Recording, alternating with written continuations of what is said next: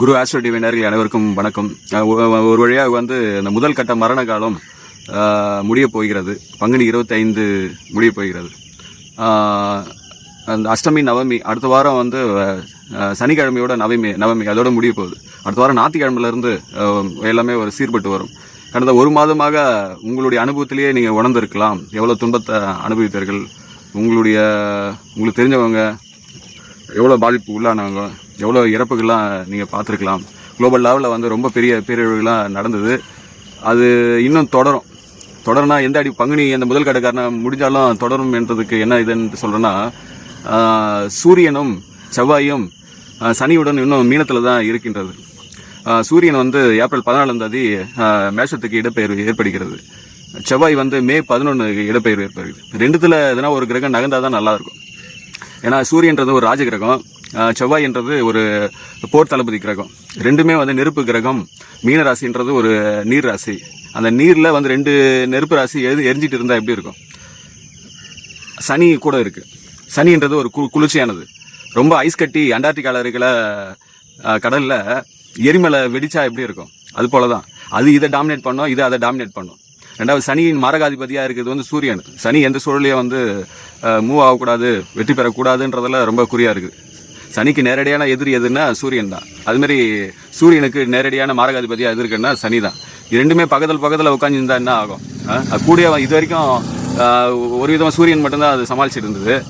இப்போ அதுக்கு சூரியனுக்கு ராஜாவுக்கு பலமாக போர்படை தளபதியும் கூட சேர்ந்துட்டாரு செவ்வாய். அது சொல்லவே வேண்டாம், இன்னும் ரொம்ப ஃபோர்ஸாக இருக்கும். அது சூரியனுக்கு தான் சப்போர்ட். இன்னும் கொழுந்து விட்டு எரிகிற நெருப்பை இன்னும் அதிகப்படுத்த செய்யும். அதனால சனியோட ஆற்றலை டாமினேட் பண்ணி தான் அதை இது பண்ணும். அதாவது இது எப்படின்னா, ஆமையுடைய காலில் முயலை கட்டி போகிற மாதிரி முயல் ஃபோர்ஸாக இருக்குது. அது வரைக்கும் இதாகிறது. இப்போ முயல் ஆமையை இழுத்து தள்ளிட்டு போகிற மாதிரி இருக்கும். அதனால் ஏப்ரல் 14 வரைக்கும் அந்த எனர்ஜி ரொம்ப அதிகமாக இருக்கும். அதனால் 12 ராசியில் யார் இது நேரடியாக பாதிக்கப்படுறதுன்னா மீனராசி நன்றாகவே உணரலாம். அவங்க 3ஆம் வீடை ரிஷபத்தை சனி பார்க்குது. அதுக்கப்புறம் 7ஆம் வீட்டை பார்க்குது. அப்புறம் 10ஆம் வீட்டை பார்க்குது. அதாவது குடும்ப சார்ந்த சகோதர சகோதரி உறவில் ஒரு பாதிப்பு இருக்கும். அதுக்கடுத்து கணவன் மனைவி காதல் கதை நட்புக்குள்ளே கண்டிப்பாக ஒரு புரிதலின்மை இருக்கும். தொழில் சார்ந்த விஷயங்களையும் ஒரு வேகம் இருக்கும், ஃபோர்ஸ் எனர்ஜி அதிகமாக இருக்கும். அரசியல்வாதிங்க தீவிரமாக பிரச்சாரம் பண்ணுவாங்க ரொம்ப. ஏன்னா அரசியல் கிரகம்ன்றது ராஜ கிரகன்றது சூரியன்ல அது ரொம்ப தீவிரமாக வெற்றி பெற்றுவோம் அப்படின்ட்டு ரொம்ப ஃபோர்ஸாக போவாங்க. ஆனால் மக்கள் சாதாரணமாக கவனிச்சுட்டு இருப்பாங்க. ஏன்னா மக்கள் சனி கம்முன்னு நம்மகிட்ட சிரிச்சிட்டு என்னெல்லாம் இப்போ சொல்கிறான் பார்த்தியா, நாம கம்பி கட்டுற கதையெல்லாம் விடுறான் பார்த்தியான்ட்டு கம்முன்னு நம்மகிட்ட சிரிச்சு கம்முன்னு பார்த்துட்டு இருப்பாங்க. ஏன்னா அது ஒரு விதமான ஸ்லோ மந்தத்தனம். இது ஆற்றலில் தான் இயங்கிட்டு இருக்கு குளோபல் லெவலில். இது 12 ராசிகளுக்கும் வெளிப்படும். அவரவர் பிறப்பு ஜாதக அடிப்படையில் முன்பெண்ணை இறக்கும் அது. ஆனால் மீன ராசி இதை நன்றாக உணரலாம். ஏன்னா 2வது ஜென்ம சனியாக வர இருக்கு. ரொம்ப உடல் ரீதியாகவும் மன ரீதியாகவும் நேரடியான பாதிப்புகளை அவங்க உணர்வார்கள் மற்ற ராசியை விட. அதனால் இப்போது மே 11 வரைக்கும் செவ்வாய் மீனத்தில் இருக்கும். இப்போ ஏப்ரல் 14 தமிழ் வருட பிறப்பு அன்னைக்கு ஓரளவுக்கு ரிலீவ் கிடைக்கும். அது வரைக்கும் இதுவாக இருக்கும். அந்த அடிப்படையில் முதல் கட்ட மரண காலம் அடுத்த வாரம் புதன்கிழமை 25 முடியுது. பங்குனி 25 நான் சொன்னேன். மாசி 25 பங்குனி 25 வரைக்கும் முதல் கட்ட மரண காலம், ஒரு சூன்ய காலம். இந்த சூன்ய காலம் முதல் கட்ட சூன்ய காலம் முடிய போகிறது. இதுக்கப்புறம் சித்திரை 1 கூட வச்சுக்கலாம். பங்குனி 25 வைகாசி 25 வரைக்கும் நல்லாயிருக்கும். எல்லாமே எந்த சுபகாரியங்களும் நீங்கள் செய்யலாம். ஒரு விதமான எனர்ஜி இருக்கும், துடிப்பு இருக்கும். எதனா எல்லாமே ஒரு முடிவுக்கு வரும். எந்த ஒரு வண்டி வாங்குறது இதெல்லாம் நல்லாயிருக்கும். இருந்தும் மே 11 அப்புறம் பண்ணுறது நல்லது. குறைந்தபட்சம் ஏப்ரல் 14 அப்புறம் பண்ணுறது நல்லது. ஏன்னா சூரியன் மேஷத்துக்கு உச்சத்துக்கு செல்கின்றது. அது வரைக்கும் இதாக இருக்குது. அடுத்த வாரம் புதன்கிழமை 25 முடியுது.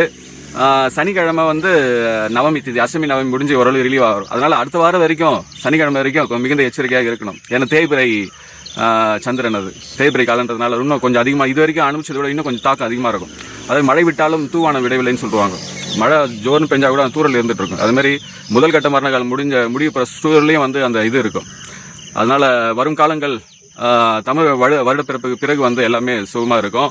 அது வைகாசி 25 வரைக்கும் இருக்கும். வைகாசி 25 ஆணி 25 வரைக்கும் 2ஆம் கட்ட மரண காலம் ஏற்படும். அப்போ வரும்போது அதை பற்றி சாதக பாதகங்கள் சொல்கின்றேன். வருங்காலங்கள் சிறப்பாக இருக்கும்.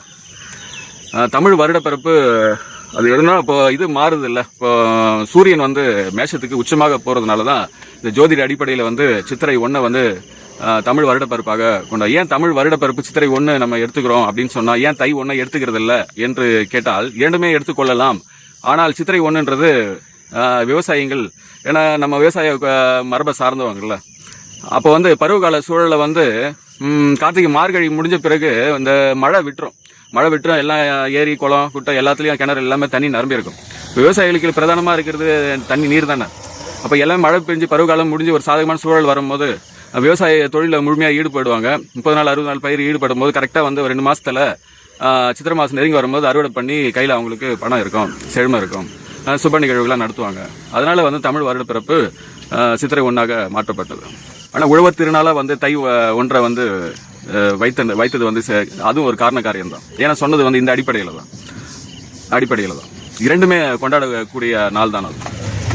அதனால இந்த நாள் வந்து சித்திரைன்றது செழுமையை நோக்கி, அதாவது முதல் கட்ட மரண காலம் முடிந்துடுதில்ல, அதனால வந்து ஒரு விதமாக ஆற்றல் எனர்ஜி அதிகமாக இருக்கும். கிரகங்கள்லாம் வந்து ஒரு ஆற்றல் எனர்ஜியை வெளிப்படுத்துறது தான், நம்ம அதை அப்படிதான் எடுத்துக்கணும். எனர்ஜி அது புல் அண்ட் புஷ்ன்ற பிசிக்ஸ் அடிப்படையில் தான் செயல்படுகிறது. சும்மா சில பேர் கேட்குறவங்க அர்த்தமற்று கேட்குறாங்க, ரொம்ப கஷ்டமாக இதுவாக இருக்குது எனக்கு, என்னடா இது புரிஞ்சுக்காம கேட்குறாங்களேன்ட்டு. ஏன்னா இந்த கேலக்சியில் கோடிக்கான வரும், நம்ம எண்ணிக்கையில் கணக்கில்லாமல் நட்சத்திரம் எவ்வளோ கோள்கள் இருக்கிறது, எல்லாமே வந்து அது தாக்குறதில்ல.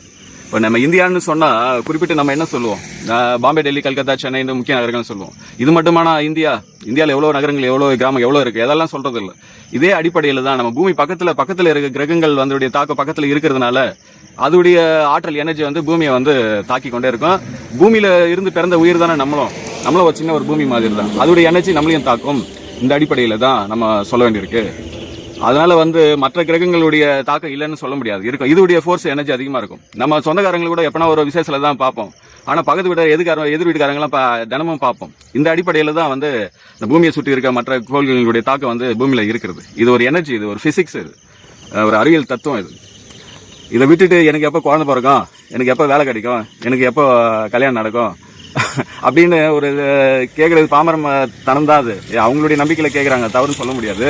அதை தாண்டி ரொம்ப அர்த்தமட்டத்தனமாக கேட்கறது ரொம்ப இது இல்லாது. என்கிட்ட ஒருத்தருங்க ஜோதிடம் பார்த்தாங்க, ஒரு பெண்மணி, எனக்கு எப்போங்க குழந்தை பிறக்கும் அப்படின்ட்டு நேரடியாக கேட்குறாங்க, ஜாதகத்தை கொடுத்துட்டு. அப்புறம் உங்கள் வீட்டுக்காரர் என்னம்மா பண்ணுறாங்க அப்படின்னு கேட்கும்போது நானும் எங்கள் வீட்டுக்காரர் பிரிஞ்சு இருக்கோம் அப்படின்றாங்க. ஏமா பிரிஞ்சிங்கன்னா சண்டை அது மாதிரி இது இருக்கு. சரி, இது போல பிரிஞ்சு இருந்தா எப்படிமா குழந்தை பிறக்கும், முதல்ல 2 பேரும் ஒன்னா சேருங்க, அப்புறமா குழந்தைய பத்தி கேளுங்க சொல்ல. லாஜிக்கலா இடிக்குது இல்ல, 2 பேரும் புருஷன் பொண்டாட்டி 2 பேர் பிரிஞ்சிருக்காங்க, குழந்தைல இருந்து தான் பிரிஞ்சிருக்காங்களா, ஆனா எப்ப குழந்தை பிறகுன்ட்டு அந்த பெண்மணி கேக்குது. இப்படிதான் அந்த ஜோதிடத்தை அணுகுறாங்க முக்கால்வாசி பேரு. இது வந்து ஒரு ஃபோர்ஸ் எனர்ஜி. இப்போ சந்திரன், இப்போ செவ்வாய், சூரியனு மீனத்துல சனியோட இருக்குன்னு நான் சொல்லியிருக்கேன். இப்போ இந்த எனர்ஜி ஆற்றல் எப்படிலாம் வெளிப்படும்னா, சூரியன் என்ற ஒரு தந்தை கிரகம், அது ஒரு ராஜ கிரகம். இது தந்தை சார்ந்த விஷயங்கள் இதெல்லாம் வந்து ஒரு அது வெளிப்படுறதா இருக்கும். ஒரு புள்ள இருக்காங்கன்னா தந்தையின் உடல் ஆற்றல்ல வந்து பிள்ளைக்கும் தந்தைக்கும் ஒரு கான்ஃபிளிக்ட் இருந்துட்டு இருக்கும். அவர் உடல்நிலையில நம்ம அவருடைய பிறப்பு ஜாதகத்தை நல்லா இருந்ததுன்னா ஓரளவுக்கு தாக்கு பிடிக்கும். அது தாண்டி அந்த 3 கிரகங்களும் எங்க எதை பாக்குதுன்னா 7ஆம் இடமான கன்னியை பாக்குது.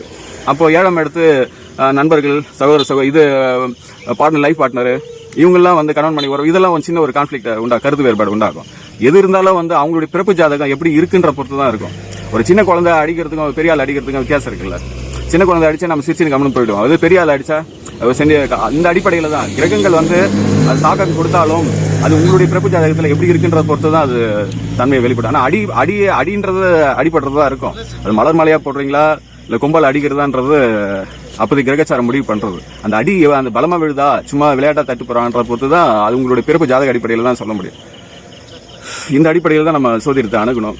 அதனால சோதிடம் அந்த கோல்சாரம் தினப்பலன், வாரப்பலன், வருடப்பலன், மாதப்பலன் சொல்றதுல ஒரு 30 or 40% தான் இதுவாகும். மீதி 90% வந்து சொல்லணும்னா உங்களுடைய பிறப்பு ஜாதக அடிப்படையில் தான் சொல்ல முடியும். ஆனால் 100% அதை சொல்ல முடியாது. 90% கூட நெருங்கி சொல்லலாம். 100% நம்ம படித்த கடவுளுக்கு தான் தெரியும். அதனால சோதிடம் வந்து ஒரு அனுமானம், ஒரு அசம்ஷன், அந்த அடிப்படையில் தான் அணுகணும். அதனால வந்து இப்போ பங்குனி 25 வைகாசி 25 வரைக்கும் நன்றாக நாள்தான், எந்தவித நல்ல காரியம் செய்யலாம். அதனால் தங்களுடைய வாழ்வில் அனைத்து வளங்களும் பெற்று சிறப்புடன் வாழ எல்லாம் வளர்ந்த இறைசக்தி நான் பிரார்த்திக்கின்றேன். இந்த காணொலி வந்து உங்க வாட்ஸ்அப் குரூப்பில் பகிர்ந்து கொள்ளுங்கள். வாழ்க வளமுடன்.